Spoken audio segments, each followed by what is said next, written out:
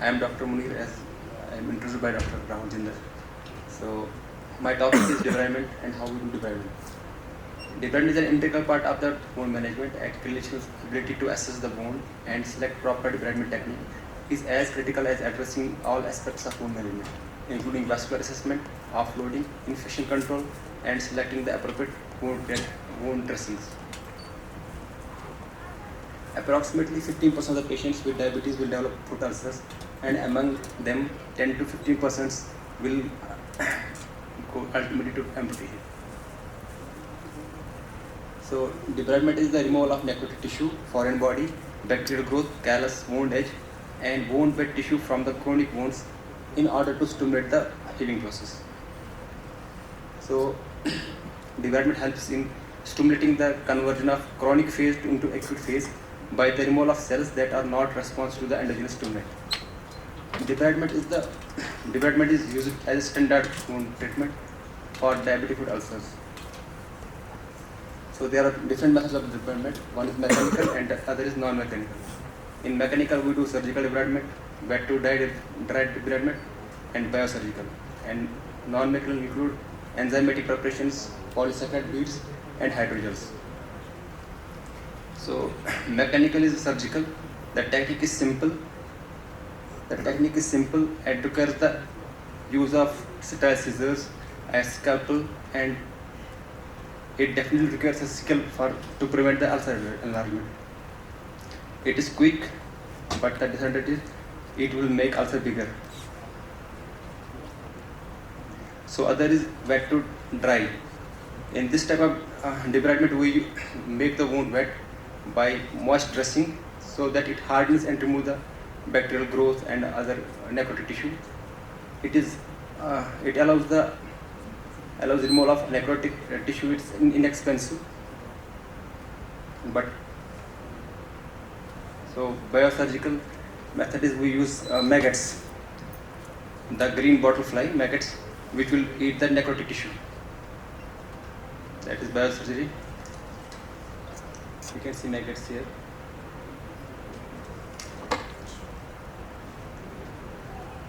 So enzymatic preparations are, we use formulations which contain streptokinase, streptodinase, and collagenase that typically eat the necrotic tissues. The hydrogels are the form of debridements, and other is the polysaccharide beads. So this is the case where the patient has type 3 wound, that is localized abscess. You can see abscess involved a tendon and bone. So X-ray shows there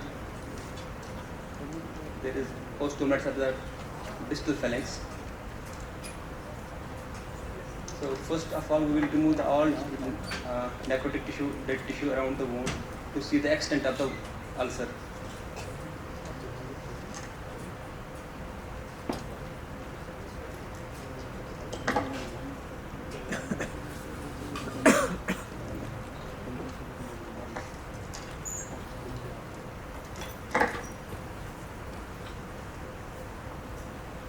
Cleaning हो रहा है videos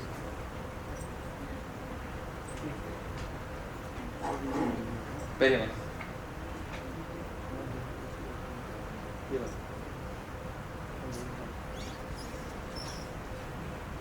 So in this type of wound, we can see the exposed tendon, the necrotic tissue down below. We'll examine the wound extent of the, see this is the exposed collected abscess, exposed tendon.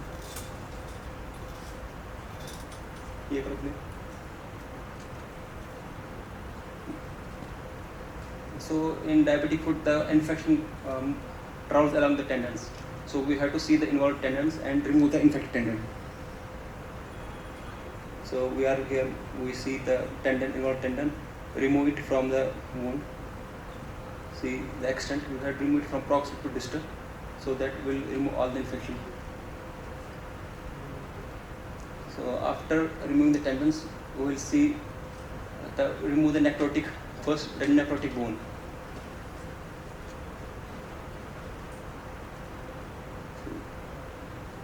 So while doing the amputations, we usually save the metatarsal heads, so that for weight bearing process, weight bearing.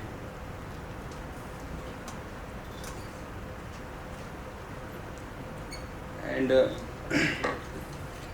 while doing debridement, we usually take care of not removing the healthy tissue, only remove the dead and necrotic tissue to minimize the size. We should not increase the wound size. So after debridement, we wash the wound thoroughly.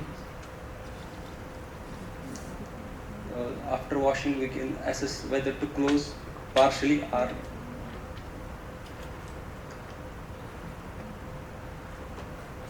so this is packing. The suturing, we do partial suturing for the wound and packing for the wound. So after packing, we do dressing and partial pressure. So one more thing is diabetic foot attack. This is a devastating presentation of the diabetic foot disease. Typically presents as an acutely inflamed foot with rapidly progressive skin necrosis and tissue necrosis. At times, it is associated with the significant systemic symptoms, and without intervention, it may escalate over hours to limb-threatening portions and pose high risk of amputation. So there are few cases which have high risk foots, like a diabetic foot attack. We have removed all necrotic tissues. You can see abscess. So in this type of wounds, the concept is time for tissue. So we should do debridement in time. Otherwise, they will be liable to major amputations.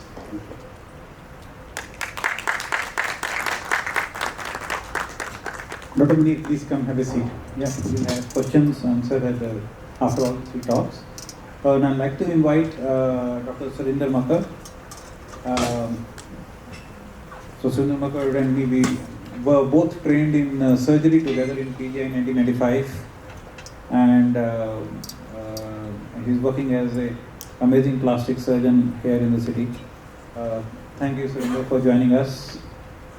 And I think plastic surgery is a very important component in diabetic foot. Good afternoon, everyone, and thank you, Dr. Ravul, for inviting me for this multi-speciality meet.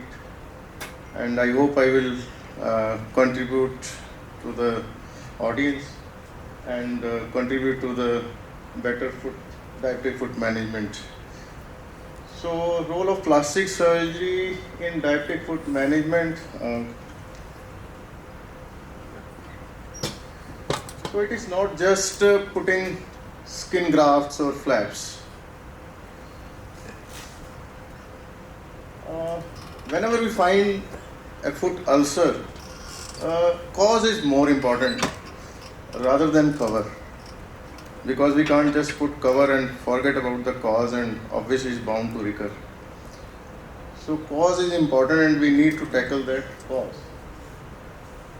So role of plastic surgeon as active member of team, obviously diabetic foot ulcer management is a multi-specialty teamwork, and plastic surgeon can participate in all stages of diabetic foot management, starting from the debridement till the cover and the wound healing. So it's not just making the wound heal. We can participate in prevention of recurrence and control the level of amputation. That is very important, because amputation at the tarsometatarsal level or below knee amputation makes a lot of difference. So if you can, like I will further explain later on in my talk. So pathology, obviously it might have been discussed early in the early talk also, like neuropathy, ischemia and limited joint mobility, and leads to prominent abnormal pressure points and there is ulceration below callosity. So important is there is a clinical classification where we can take action as per the presentation. Like class 1 is the pre-ulcerative changes, like there is only callosity and these pressure points are not normal, because these if you see, these pressure points are not normal. So we should identify these cases and work for the prevention of further progress of the disease or the severe ulcerations. So, and this class 2 is the superficial ulceration, the deeper planes are still intact. So these are the stages where we need to work for the kind of internal offloading or corrective surgeries so that these pressure points are rectified. Class 3 is the crippled foot, where the infection goes deep into the deeper planes along the tendon or the fascia, below the fascia and up to the bone. So you can see this is the spread of involvement from this wound till this area. And during debridement, we obviously need to open up all the spaces along the tendons, fascia and different spaces, so that otherwise it's not just you debride and leave the spaces behind and just put cover over that. So that cover, obviously that wound is likely to fail. And the class 4 is the critical foot, when involvement of like full thickness of foot, plantar as well as dorsal aspect, and there is a high risk of amputation, and this can lead to life-threatening situations.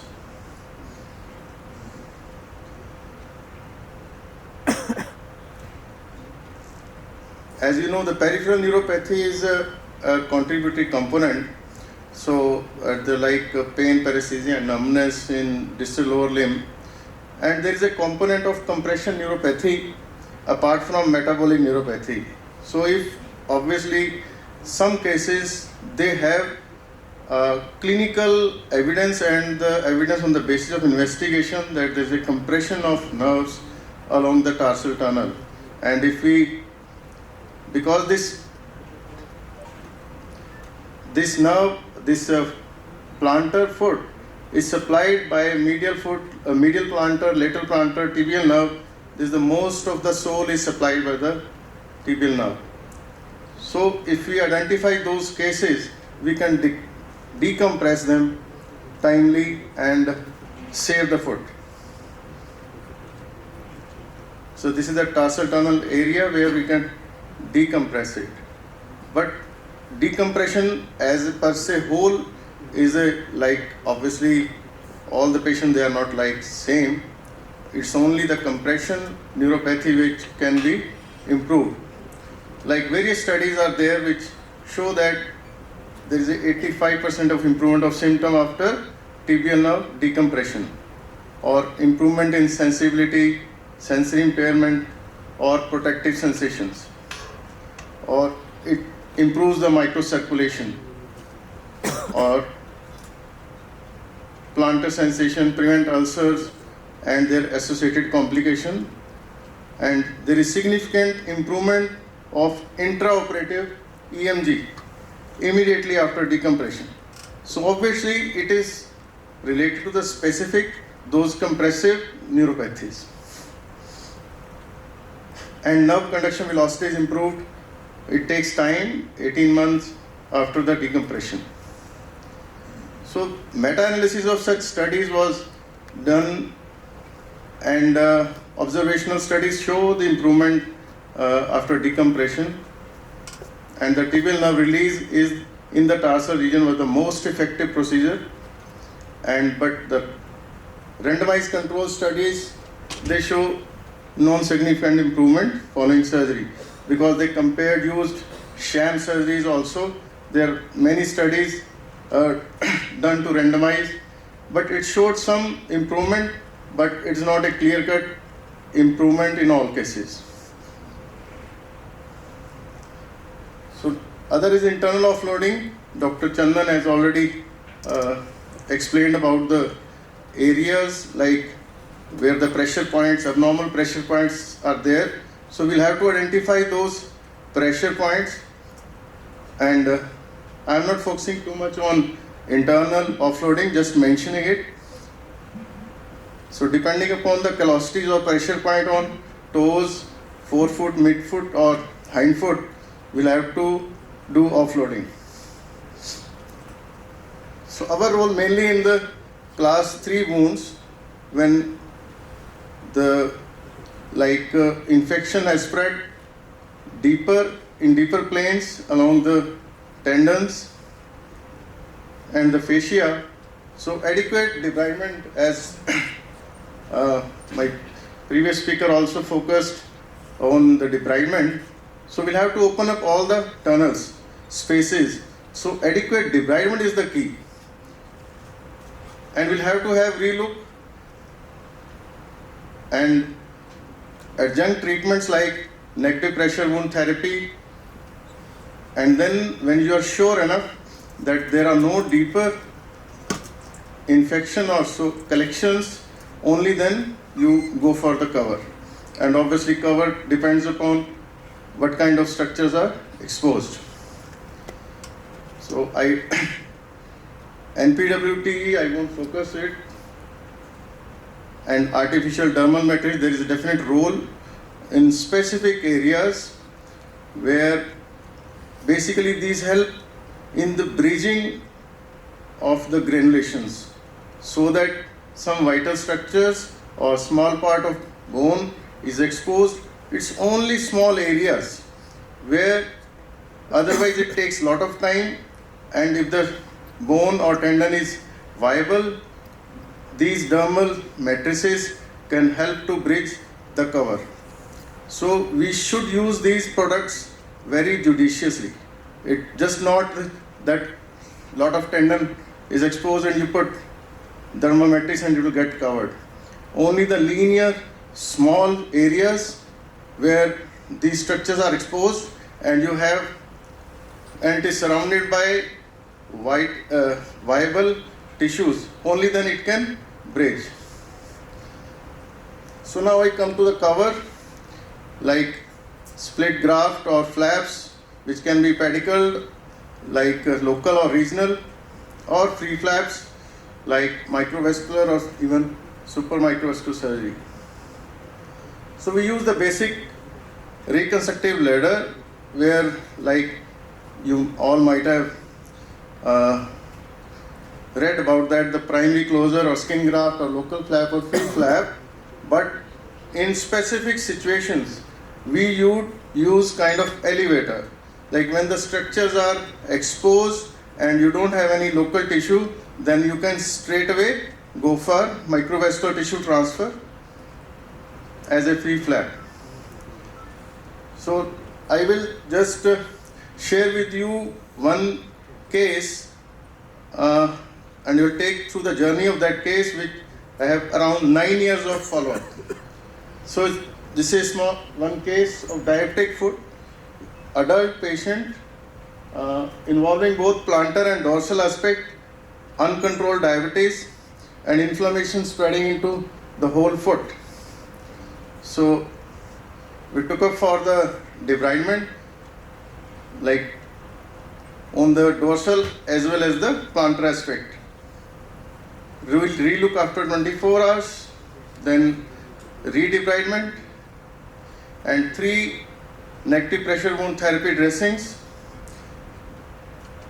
And after 1 month, obviously the tendons which were sloughed out were removed, and it was grafted on both aspects, dorsal and plantar side.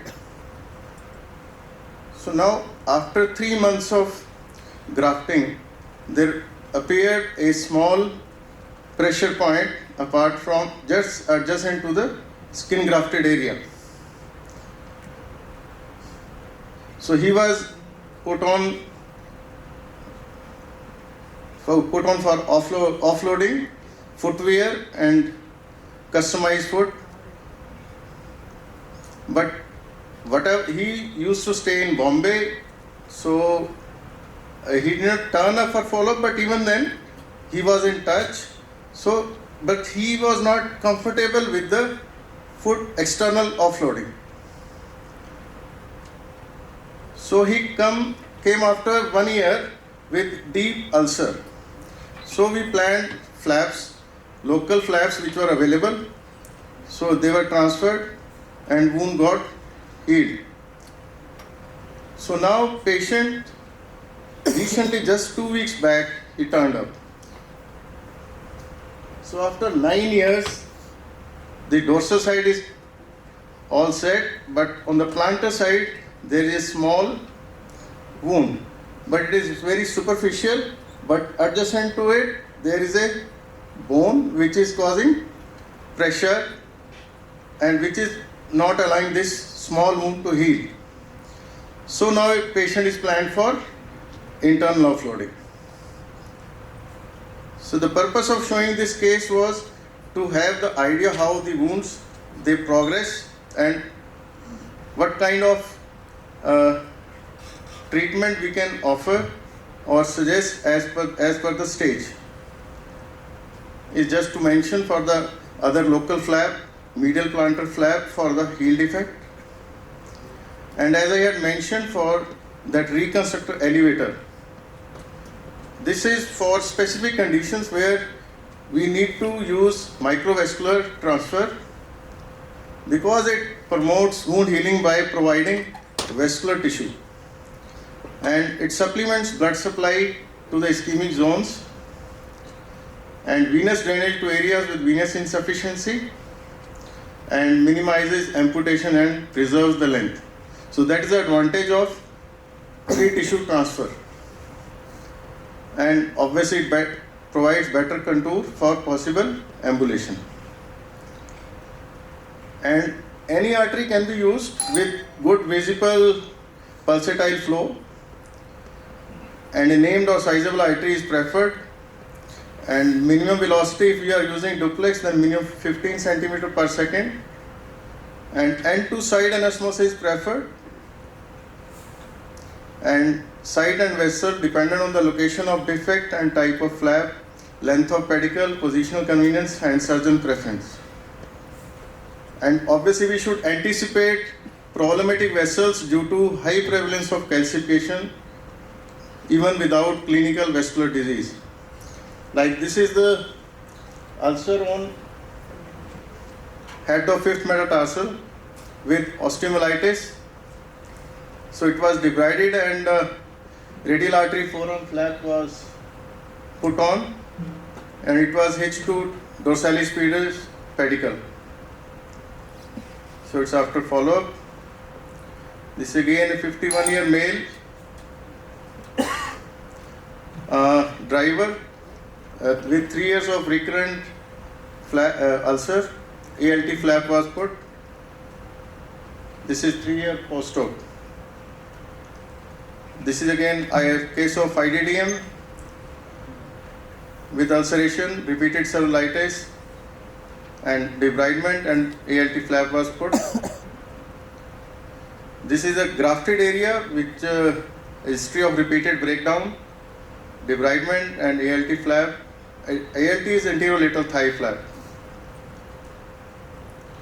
and it got healed. Again a similar with wider involvement. Here we put gracilis flap and the vessels were used dorsalis pedis through the foot from plantar to dorsal side. Now I just want to mention about the transmetatarsal amputation, as I told, to preserve the length and angiosomes like in calcaneal area, dorsum of foot, plantar of foot, because as per the vascularity. So like is the different angiosomes are there and there is a defined line between peroneal and peroneal angiosome and tibial angiosome. So even if the vessels are not there, but if the normal, the tissues, skin or subcutaneous tissue is okay, means if you get pulsatile perforator, then you can put thin flaps based on those perforators in that particular area. Because if you get pulsatile perforator or any vessel, because the size of these vessels is very small, is around 0.8 millimeter. So that kind of vessels can be used, and they can provide tissue, vascularized tissue to the ischemic areas. So that is the concept of angiosome and supramicrosurgery, because the normal vessel size is up to kind of 1 to 2 millimeter, and this is less than 1 meter vessels. Like this skip flap was transferred to the dorsum of foot. So now the outcome, a systemic review and meta-analysis of clinical studies. Dr. Makar? Yeah, just finishing 2 slides. Yes, totally. Two slides. The primary outcome, that the limb function at 12 months, and the secondary outcome is related to the mortality rate, limb loss, ulcer recurrence, flap failure, adverse events, or health-related quality of life. And the ambulation rates, they range from 72 to 100%, and significant link to the flap success. And the lower mortality rate has been documented. Limb loss rate, it is more in these patients because the high-risk patients are involved in the group.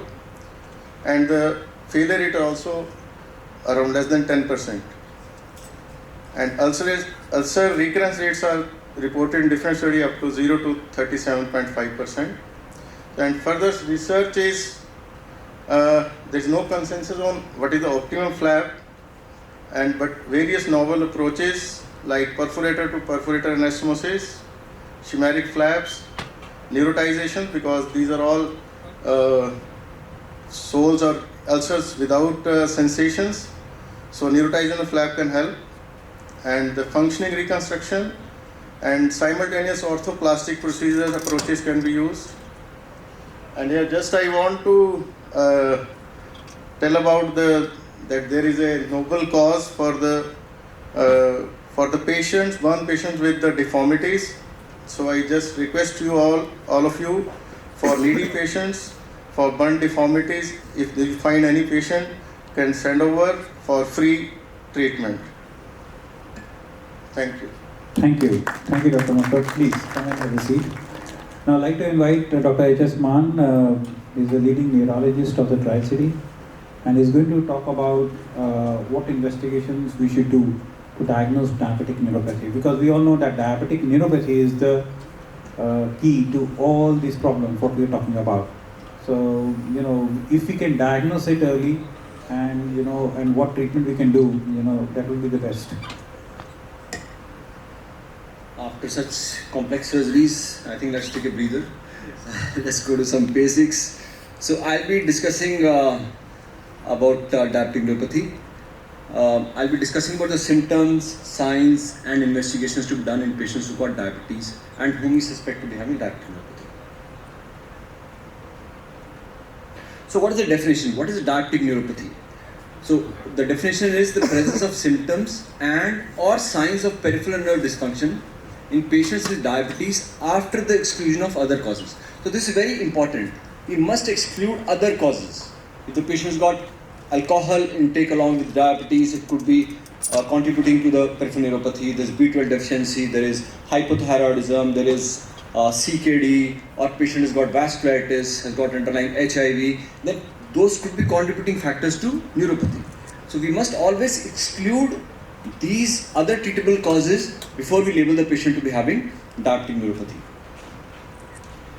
Another comprehensive definition is diabetic neuropathy is a descriptive term meaning a demonstrable disorder, either clinically evident or subclinical, that occurs in the setting of diabetes mellitus without other causes of peripheral neuropathy. And the neuropathic disorder includes manifestations in the somatic and or autonomic parts of the peripheral nervous system. So these are the basic simple definitions of diabetic neuropathy. So what are the risk factors for development of diabetic neuropathy? So we have certain modifiable risk factors, certain non-modifiable risk factors. The most common modifiable risk factor is poor glycemic control. Those people who do not have a good control, especially those who go into a lot of hypers and hypos, do not have a stable glycemic control, they tend to have more propensity to be having diabetic neuropathy. Those who have excess consumption of alcohol, they tend to have more chances of having neuropathy. Hypertension in patients who got diabetes, this is called hypertensive neuropathy, this is a contributor. So hypertension in patients with diabetes should be adequately treated. cigarette smoking, hypertriglyceridemia. Other non-modifiable risk factors are old age, male gender, taller people tend to have more peripheral neuropathy, longer duration of diabetes. So the diabetic age of the patient is very important. Beyond diabetic age of beyond diabetic age of 10 years, almost 50% of the patients have diabetic neuropathy. So this is very important that we have to make sure that the patient has good glycemic control, and at the same time, we should be monitoring for diabetic neuropathy. So a basic classification. So whenever a patient of diabetes comes to us and we suspect that the patient might be having diabetic neuropathy, we have to try to classify as to which type of diabetic neuropathy the patient is suffering from. So most of the diabetic neuropathies are generalized symmetrical polyneuropathies, and 70% of the diabetic neuropathies are distal sensory or sensory motor polyneuropathies. So 75% of the patients who've got diabetic neuropathy, they will come with axonal, length dependent, glove stocking pattern of diabetic neuropathy. Almost 10 to 20% of the patients can have small fiber neuropathy, and other neuropathies which occur in diabetic patients are autonomic neuropathy, which can present with cardiovascular manifestations, which can manifest with GI or urogenital manifestations. Patients can, other than the symmetrical neuropathies, patients can have focal or asymmetric neuropathies. Now, diabetic patients are more prone to have cranial polyneuropathies. So, as we all know, third cranial is commonly involved in patients who got diabetes, especially pupil-sparing third nerve palsy is common in patients who got diabetes. In case pupil is involved, then you have to think of structural causes like precommandism. So, we have to keep in mind diabetics who have third, fourth, sixth cranial palsy, it is all because of diabetes most likely. Truncal neuropathies. So, a patient can have truncal neuropathy commonly in the dorsal region and can present with severe pain. And in these type of patients, we have to make sure that we rule out herpes zoster, because diabetics are more prone to have herpes, and herpes tends to occur in dorsal dermatomes. Limb mononeuropathy. If the patient got a neuropathy in a single limb, like if the patient's got carpal tunnel syndrome, if the patient's got foot drop. So these could be pressure palsies because of diabetes. Diabetics are more prone to have pressure palsies. If the patient's got proximal motor neuropathy, so this could be because of diabetic amyotrophy. So for my friends who are from the medical background here, so diabetic patients are more prone to pressure palsies. Diabetic patients are far more prone to have CIDP, which is chronic inflammatory demyelinating polydiabetic neuropathy, 11 times more than the general population. So any diabetic patient who presents with proximal weakness of both the lower limbs, we have to think of CIDP. If the patient who's got diabetes, he comes with unilateral, painful, low limb weakness, then we have to think of diabetic amyotrophy. So these are just basic things which have to keep in mind. So this is a diagram to show the common type of neuropathies we encounter. So large fiber neuropathy. So these patients come to us with glove stocking type of sensory loss, and there is loss of touch. There is problem with vibration perception. Pain is commonly intact because that is connected by the small fibers. Ankle jerk is commonly depressed, and they can have distal motor deficit, like they can have weakness of foot muscles, they can have foot drop. So large fiber neuropathy presents with problems with touch, vibration, DTRs are depressed, and distal muscle weakness can happen. As contrast to this, small fiber neuropathy patients, they do not have problem with joint position sensation or the touch. They have problems with temperature perception, they have problem with pain perception. So they present with dysthesias, they present with allodynia, they come with hyperalgesia. But these patients commonly have normal and preserved ankle jerks, and they commonly have no motor deficit. Proximal motor neuropathies, they are commonly symmetrical, and first possibility which has to be ruled out is CIDP has to be ruled out. Acute mononeuropathies like truncal neuropathies or cranial neuropathies, again we have to keep in mind that diabetic patients are far more prone to have truncal neuropathies and cranial neuropathies. Patients are more prone to have pressure palsies, as we have discussed, so we have to look in distribution of ulnar nerve, look for carpal tunnel syndrome or for peroneal nerve compression. So the most common neuropathy that we see in diabetic patients is chronic sensory motor, length dependent axonal neuropathy. This is the most common neuropathy with which diabetic patients come to us. 75% of the patients who have diabetic neuropathy, they have chronic sensory motor, length dependent axonal neuropathy. It is sensory predominant, autonomic symptoms might be there in approximately 20-30% of the patients.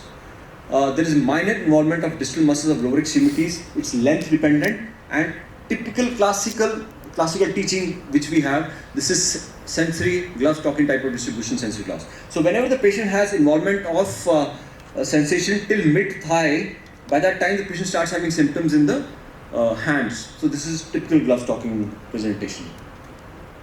Large fiber neuropathies, commonly they come to us with painless paresthesia. So whenever the patient comes to us, he'll come with junjunahat, numbness, they'll have paresthesias, bleeding at toes and feet. So it always starts in the distal parts of the legs. So starts in toes and feet from the soles. They have paresthesias, they have impaired vibration and joint position sense, diminished reflexes, they have ataxia, imbalance, and they can have falls and fractures because of ataxia and imbalance.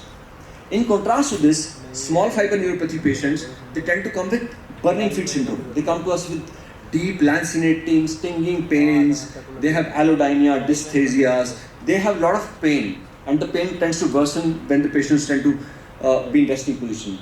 There is relative preservation of vibration and joint position sense, and DTRs are preserved. This is in contrast to large fiber neuropathy. And this tends to be far more common in patients who got type 1 diabetes mellitus.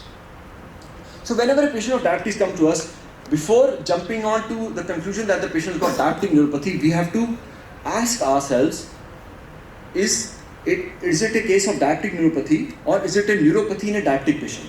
So we have to answer this question also, because we might be missing some other treatable causes of neuropathy in a patient who's got diabetes. So when we have to think about neuropathy in a diabetic patient, so in case the neuropathy is rapidly progressive, diabetic neuropathy is a slow smoldering pathogenesis. So it happens over months to years, but in case the symptoms are rapidly progressing, think of other diagnoses like AIDP, think of CIDP, think of other diagnoses. If there's predominant motor involvement or this cranial involvement, think of other diagnoses like CIDP. If there is large fiber involvement, think of B12 deficiency. This involvement of the entire lower limbs without neuropathy of the distal upper limb, like the way we had discussed, there is no glove stocking pattern, then think of either chorda equina, conus lesions, or myelopathy with spinal shock. So this is mainly for the medical friends who are here. So signs. So as we all know, diabetic patients come to us with symptoms of paresthesias, symptoms of imbalance, symptoms of frequent falls, sometimes fractures. Some patients have burning feet syndrome. So what are the signs which they commonly manifest? So there have been multiple scores which have been which are there to assess the signs. The scores to assess the clinical signs which are pioneered by Dick, who first described the NDS and later the neuropathy impairment stroke. A modified NDS is used in several studies and can be used in community. It's shown to be the best predictor for foot ulceration and best neuropathic endpoint in a large prospective community study. Maximum NDS is 10, with a score of 6 or less being predictor of foot ulcer risk. So I'll just tell you what NDS score is. So this is neuropathic disability score. It's got 4 parameters. So we have to check all these 4 parameters, and then we score the patient according to the 4 parameters. And in case the score is more than 6, then the patient has got higher chances of having diabetic foot. So these 4 parameters are, by doing a tuning fork test, using 120 Hertz tuning fork, we can distinguish whether the patient got vibration loss or not. Doing a pinprick sensation test, checking the thermal sensation, and checking the Achilles tendon, the ankle jerk. So we check for these 4 parameters, and then we score the patient according to the parameter, and then according to the scoring we decide whether the patient has got a higher risk of having foot ulcers or not. I just briefly touch on all this. So what is ankle reflex? We all know this is graded from 0 to 4, and in patients who got neuropathy, because it is length dependent, it always starts distally more. Patients with neuropathy have loss of ankle jerk as an early manifestation. So ankle jerk will be absent early in the phase of diabetic neuropathy patients. Touch sensation. So to decide about diabetic neuropathy or whether the patient is having asymptomatic diabetic neuropathy or having symptomatic diabetic neuropathy, we do not require many sophisticated tools. We just require the tools which can be there in our pockets. So a simple semi-Winston monofilament, this can serve the purpose and is one of the most sensitive tests to find out whether the patient has got early loss to fine touch or not. So a simple 10 gram monofilament, which is a nylon based monofilament, and when it is brushed against the sole of the patient and it just bends a bit, and that gives a sensation of light touch to the patient. So we have to check with the monofilament at least 10 points in the foot of the patient. 9 are on the sole and 1 on the dorsum. So a single filament test can tell us whether the patient is prone to have diabetic neuropathy or not, or is suffering from neuropathy.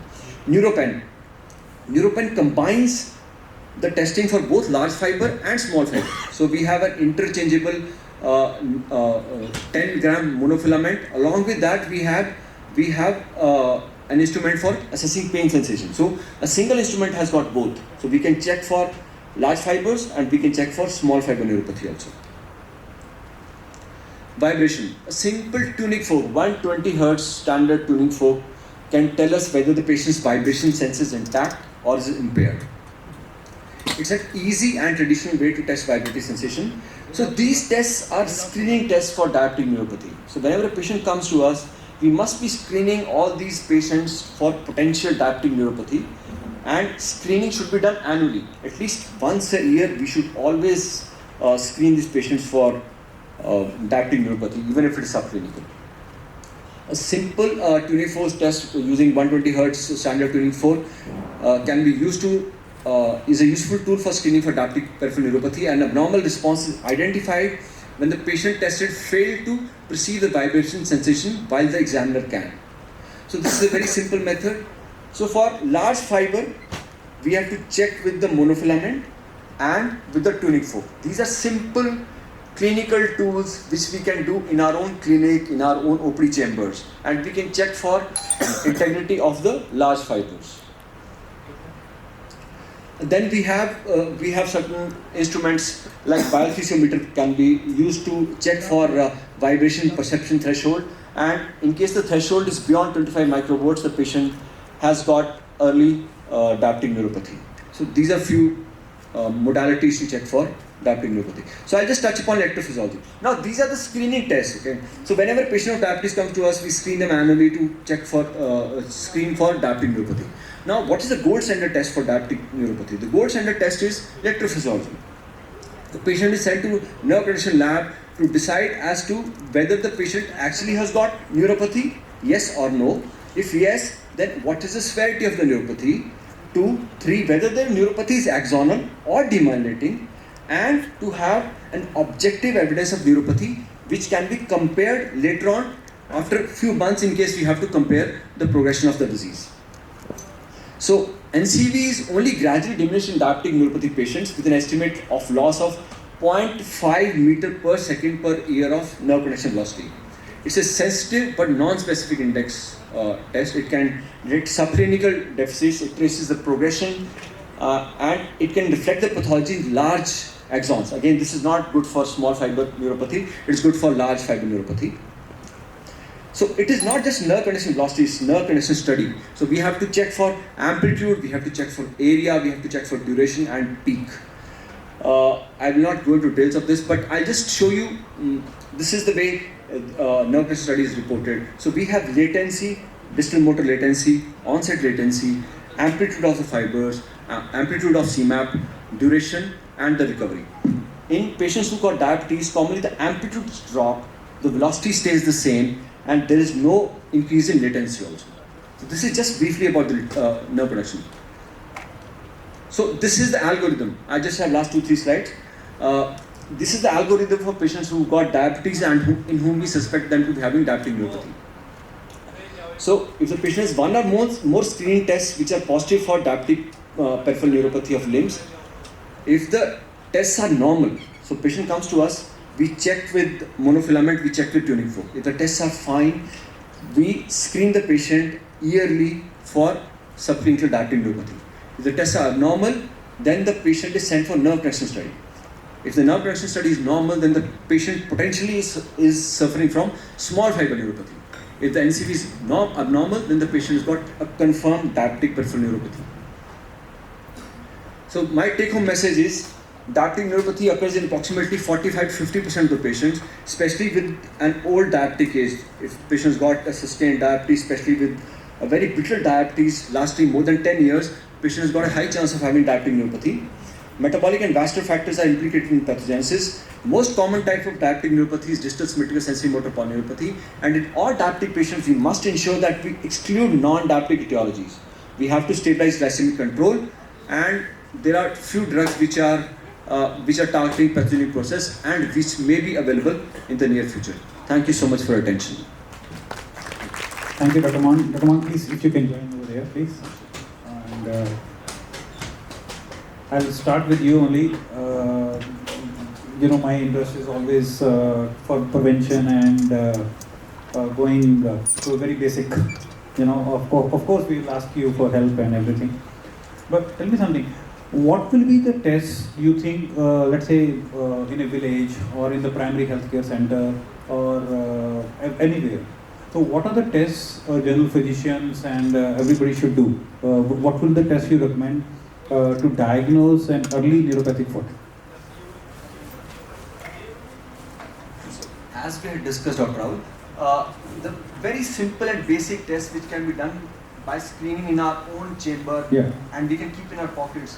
That's just a monofilament. Monofilament, yes. Yeah, a 10-gram monofilament, which is a nylon-based monofilament, that can be kept by all of us or with the primary physician. Sure. We can check that. And tuning fork test is another simple test which can be used by GPs. Fine. So I think so. What do you recommend that if the monofilament test is, let's say, I'll put it across another way. So people who work in the farm fields, who walk barefoot, so their sole actually becomes slightly more thicker. So then in that cases, monofilament test, sometimes, patient says yes, sometimes patient says no. So, when we're talking about the villages in Punjab and everywhere, so then what do you think? Right. So, this is a good question. So, many of these patients can have philosophies. They might have ulcers in the foot, and they might have thick skin, so perception of fine touch may be impaired. So we have to check at 10 sites, 9 on the sole and 1 on the dorsum of the helix, of the first helix. Till 2 points, if they do not perceive, and we think that it is because of philosophy, then we can ignore it. Okay. Till 2. But if it's more than that, then we have to keep it in. Then we have to keep it. So, in the primary care, if the monofilament is positive, and if we have the tuning fork positive, so we will label it as a diabetic neuropathic. That is screening test which is positive for diabetic neuropathy. Yeah. Fine. And we will start the treatment, of course, along with the control of sugars and other things, right? Sugars, lifestyle modification, exercise and all that. Is there any drugs or any treatment which has come up in the last 5 years? We have been working on diabetic neuropathy 20 years. So 20 years back also I listened to the same lecture and now also. So anything which has come up, in terms of how we can reverse the diabetic neuropathy, or we can slow the progression? Sadly, no. Answer is sadly no. Now, actually, if you see the pathogenesis of diabetic neuropathy, it is caused by oxidative stress, it is caused by polyol pathway, it is caused by accumulation of sorbitol. So then there was this drug which was, you must have known, a paralistat. So paralistat was aldose rectus inhibitor. So that was found to be efficacious in small trials, and it is approved for use in Japan. It comes by the name of aldonil here also, and that is supposed to reduce to slow the progression of diabetic neuropathy. But as of now, there is no FDA recommendation to advise it to be given to all the patients. And then there are please. So this is one drug which is used in Japan more often than not, and then there are two other. We all know that we used alpha lipoic acid, we use gamma liblonic acid, we use benfotiamine in patients, right? So FDA has not approved any of these as of now, but for these two, for alpha lipoic acid and benfotiamine, there is approval, except in US and Canada, there is approval in many countries. So alpha lipoic acid in the dose of 600 milligrams per day, from the duration of 6 weeks to 6 months, in some studies has been found to slow the progression of disease. Okay, fine. But again, it is not FDA approved, not used in US and Canada, but is used in many countries in Europe. Sure. Because Japanese health authorities are very strict in approving anything in the world. So they will be the last people and to approve. So I'm just wondering, like, if that drug is approved there, like, is it available in India? Yeah, it's available. In It comes India? by the brand name Faldonil. Okay. Dose is 150 milligrams. So we can use it in Yeah, diabetes. definitely. There is no harm. It's quite a benign drug. Brand drug. Okay. Okay, guys. Good. I learned something new. Very nice. Thank you. Thank you, Dr. Man. Thank you. Tell me something. Like, we see a lot of. You show the photographs. There were of Charcot's foot. There were few of Charcot's foot. Bit of deformities and like if you put in a flap. So should we do an orthopedic surgeries corrections first and then do the flap surgeries, or they can be done combined with orthopedics? If the wound is Sorry. if the wound is quiet, right, and chronic wound, there is no other deeper collection or anything else, then obviously you can provide adequate good cover, right? So that now it's a kind of a sterile situation where if orthopedic guy they want to go in, they can go in just with the confidence that there is no infection around. If they are going to put lot of hardware in any such foot, and if there is a large ulcer around, they will be scared to put lot of hardware. I always wonder, when we open the arteries infrapopliteal in diabetics, do the distal bypass, it's so difficult. And I really am amazed. You guys are definitely more better vascular surgeons than us. How do you make these flaps run? Do you have any surgical technique over there? Like, they're so small, and what all things you do which we are not doing? Because it's very difficult to do the bypasses in all these patients. Obviously, in diabetics, the problem of vessel wall is definitely there. They are calcified. Even sometimes the needle it does not pierce. So that is the situation that you are scared at that time that if you put lot of you don't take care adequately while piercing, that maybe intima can come out and it will lead to thrombosis in early time, then the failure of the flap. So those situations are definitely there, but definitely in subcutaneous, like as I have told about the kind of small vessels in subcutaneous planes, if you find those vessels, even if the larger vessels they are not working, right, means those vessels you can find them pulsatile and then you can use those vessels. And obviously we use technique of interrupted sutures, not like as you use continuous suture. So for us, even 3-4 sutures, they are good enough if they are sealing it properly, because that kind of velocity or pressure head is not there as you find in your major vessels. You want to ask anything? Yes. And Dr. Mani, you showed the debridements and everything. So when you do the debridements and everything, so how do you see for how long you're going to open it up, the wounds? So do you follow some along the tendons or along the tendons? So usually foot infections spread along the tendons, so we have to expose all the tendons and trace the tendons. So if we remove the infected tendon, then there is less chance of recurrence of infection. If we remove less tendons, half tissues, then there is chance of recurrence. Any other questions? You want to add on something?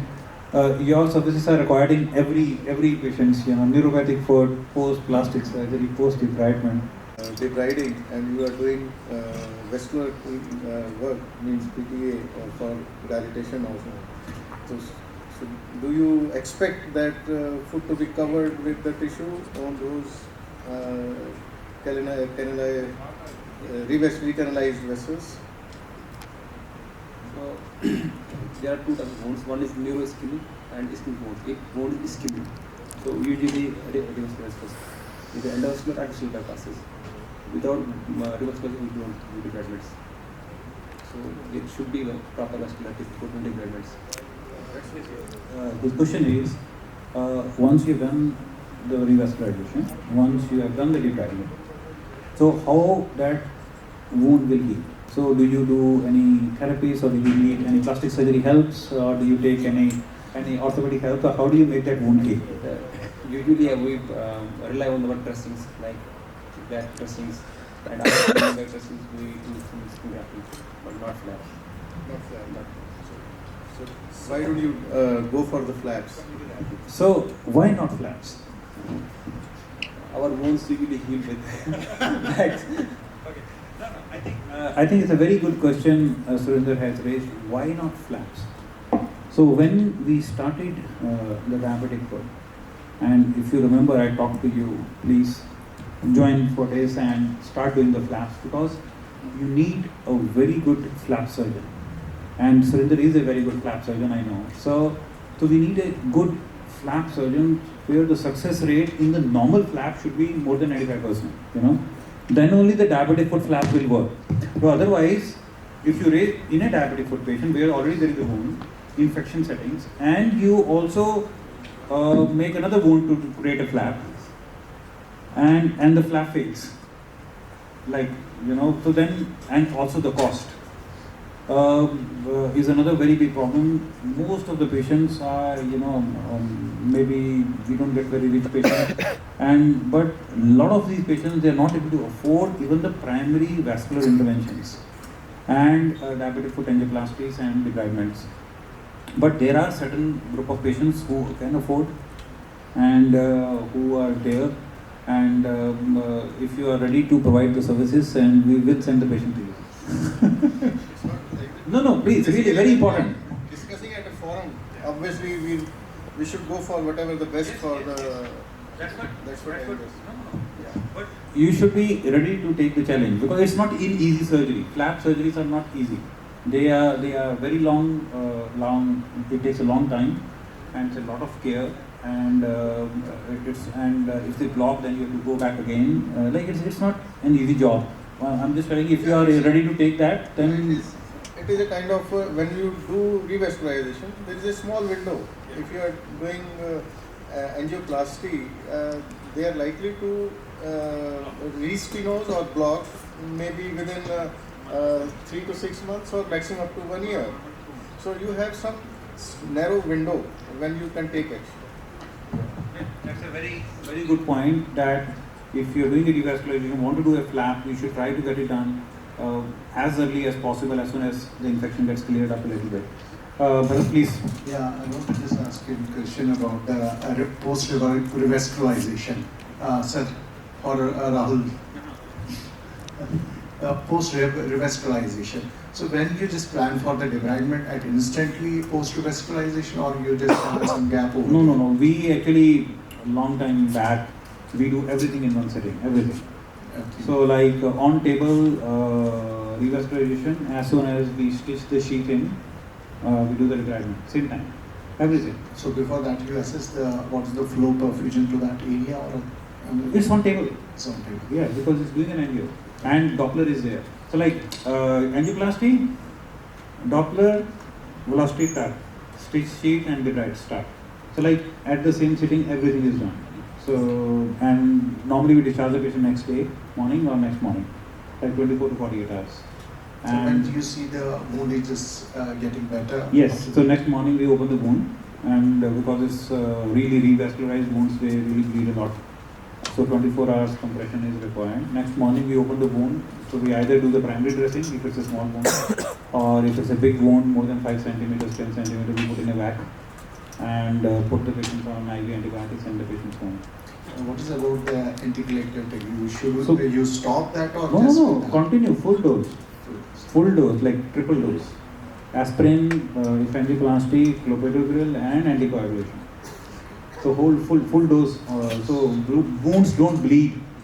So on the full doses. So that is what the other protocols in other hospitals, they have to stop first for the. No need. So even there is a clopidogrel, and if you want to do the debridement, we have never stopped the clopidogrel from 20 years. Okay. So like carry on. Really, and really we never had a bleeding like we have to take the patient inside the theatre again. So you can carry on. Thank you. Is there any exception for this? Means kind of a more of ischemic limb and kind of more of wet gangrene full of pus and abscesses around in the deep planes. So you do everything in the same time, no exception for. I think that the standard practice for CLTI, like even mentioned in Rutherford, we used to do better to do debridement or amputations 2 weeks post-op, post revascularization. You wait for 2 weeks, then you do. But of course, we also over I think last 3-4 years we've changed this practice. Mainly because of two logistic issues. One, you don't want to put extra burden.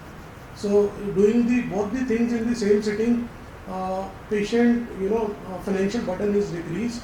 And the second is I feel just the some silent infections or clinical infection which may flare up post revascularization. So in a way you take care of that. And over years we've realized later on you just have some margin necrosis or something like that can be managed on a daily basis. You see, I used to follow all the guidelines. So we learned that if there is too much infection in the foot, and like the way we see cellulitis, infection, pus, necrotic tissue, you revascularize, and then you see the patient next morning. See, all these patients used to have CIRS, everybody. Because it's very common sense, like it's an infected area which was lack of blood. Now you put in the blood into the infected area, all that infection is going to go inside the body. And patients used to have surge of infections, fevers. Now, in 2011, I thought, no, there's something wrong I'm doing. So let's change the protocol. And because everybody was like, clopidogrel, you're giving heparin 1 hour before, and you're going to operate, everything is going to bleed. So we thought, it doesn't make sense. Let's change the protocol. So like 15 years now, we changed the protocol, and now you see all patients in a row. In the next morning, infection goes like to 0. Next morning only. The creatinine, which was 2.5, it becomes normal. 24 hours. And so because it makes sense because you remove the total infected part from the body, and like and you have opened the blood. So why to keep the infection there for 2 weeks in the body?